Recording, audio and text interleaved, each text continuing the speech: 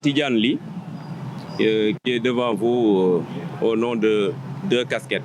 D'abord, je suis le gérant de la société, le consortium des câbles distributeurs du Sénégal, qui regroupe les 32 GIE de câbles distributeurs. Ensuite, je suis aussi le président du GIE de Thiès, qui est dans la même activité toujours, associé du consortium des câbles distributeurs. Voilà. Donc, nous vous avons réunis aujourd'hui pour procéder à une lecture d'une déclaration. C'est la déclaration de presse du GIE des câbles distributeurs et services de Thiès, associé du consortium des câbles distributeurs du Sénégal, le CCDS, Safinatou Aman. Mesdames, Messieurs les journalistes, chers partenaires et surtout chers abonnés, nous vous avons réunis aujourd'hui pour porter à la connaissance de l'opinion publique, des autorités et des médias des faits d'une extrême gravité. Ce qui se passe aujourd'hui sur le terrain n'est plus une simple bataille commerciale. C'est une tentative de mise à mort économique de notre entreprise et un mépris total des milliers de citoyens qui nous font confiance. Depuis des années, nous investissons massivement pour déployer des infrastructures modernes et offrir un service de distribution par câble accessible, stable et de qualité. Malheureusement, ce travail est constamment pris pour cible. Notre structure est victime d'un acharnement systématique de la part d'un concurrent du secteur audiovisuel, à savoir Canal+. Sous le prétexte fallacieux de prétendue captation frauduleuse d'images, ce concurrent s'accompagne des forces de l'ordre pour procéder au démantèlement brutal de nos dispositifs de distribution. La plupart du temps, nous sortons systématiquement vainqueurs de ces procédures et le jugement des tribunaux, par exemple de la Cour d'appel de Kaolack en 2022, de la Cour d'appel de Ziguinchor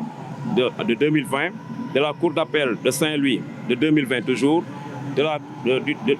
du tribunal de grande instance de Louga aussi de 2017. Mais, entre-temps, le mal est fait et les premières victimes de ces agissements, ce sont nos abonnés. Du jour au lendemain, des milliers de foyers, des familles sont privées de signal, coupées du droit de l'information et du divertissement.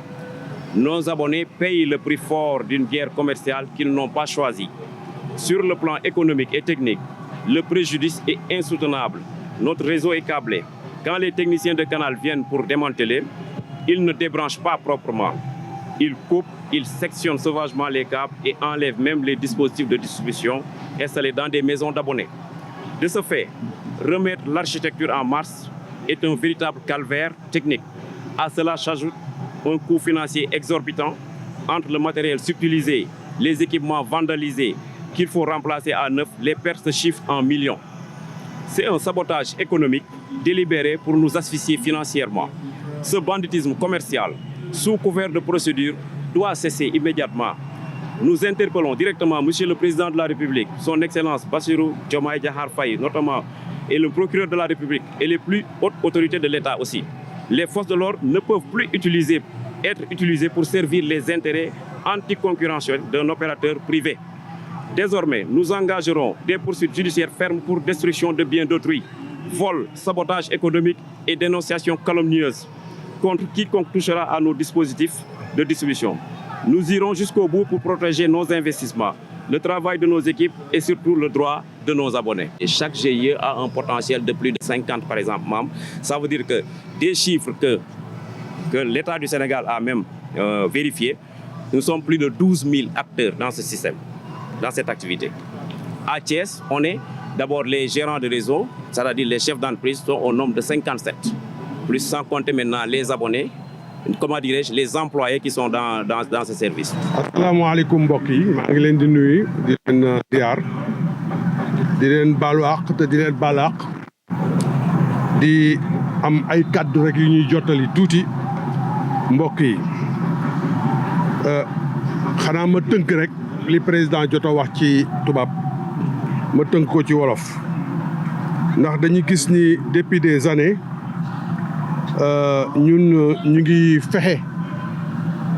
li paysage médiatique u Sénégal nu mu ñoŋee nu mu tegoo ci yoon bëgg ko teg ci modernité ci loolu ñun ci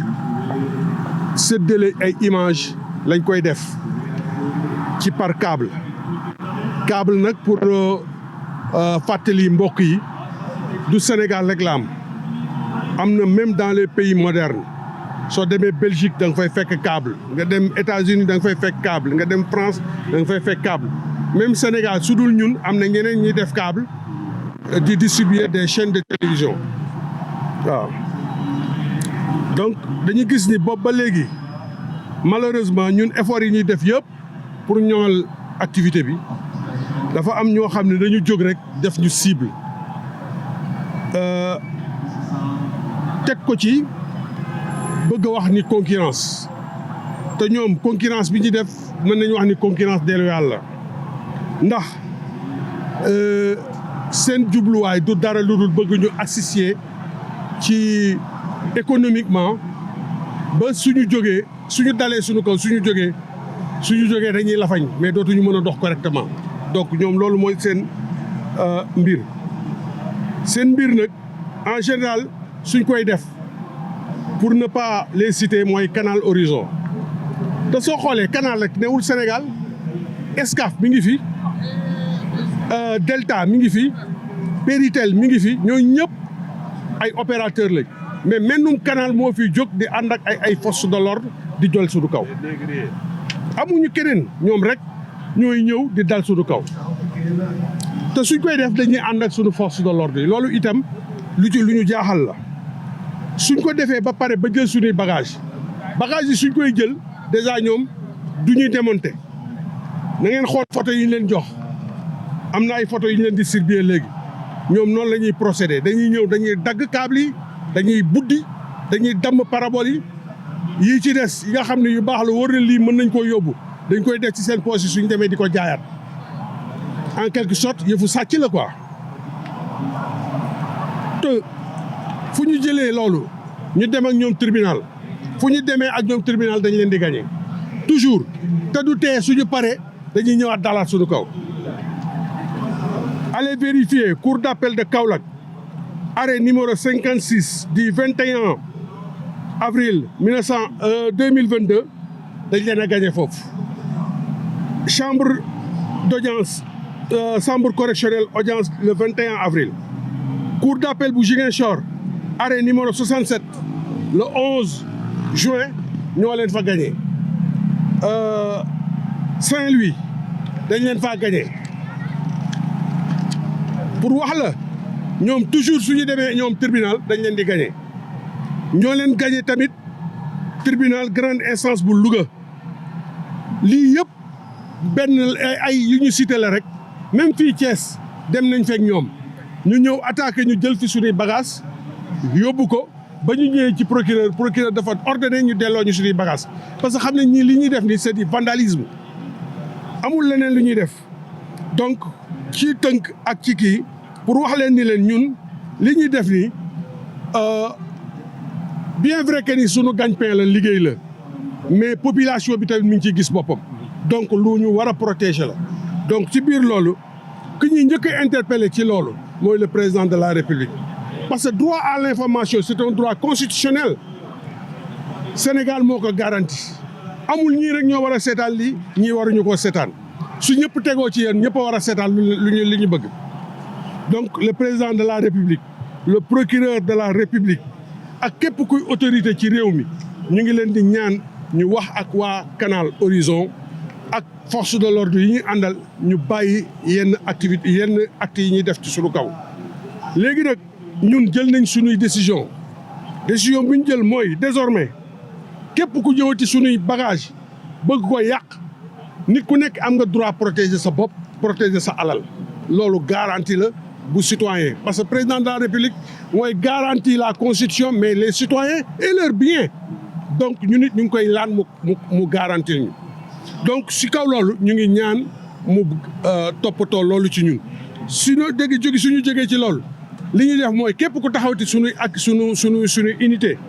bëgg a jël suñuy bagage danañ la porter plainte danañ la poursuivre luñ ci am nag. asalaamaaleykum wa rahmatullah.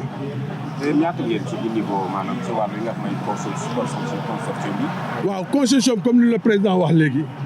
au niveau national on est 32 GIE au niveau national te soo xoolee GIE bu nekk lu mu bon am nga 52 membres fii à Thiès on est 52 à Thiès donc soo xoolee GIE yi nekk ci Sénégal yëpp benn bu ci nekk lu mu bon am nga 50 membres. da ngeen a def création d'emploi daal. absolument parce que soo xoolee benn câbleur bu nekk mooy ñi nga gis ni sama ginnaaw benn câbleur bu nekk kenn ku ci nekk lu mu bon am nga 7 employés. nous à Thiès on est 52 soo xoolee sama ginnaaw kenn ku ci nekk am nga 7 membres minimum allez faire la calcul donc du ñu ay ñu war a négliger quoi peut-être man pas là mais am na ay xale yi ci gagner leur pain yore ci seen waa kër yore ci seen i njaboot takk ci jabar mais ñooñu état moo leen war a wutal ay conditions defal leen conditions yu ñu mën a liggéeyee su ñu demee ba wut auto d'emploi mais dañ leen war a jàppale yaakaar naa ko waaw merci beaucoup jërë ngeen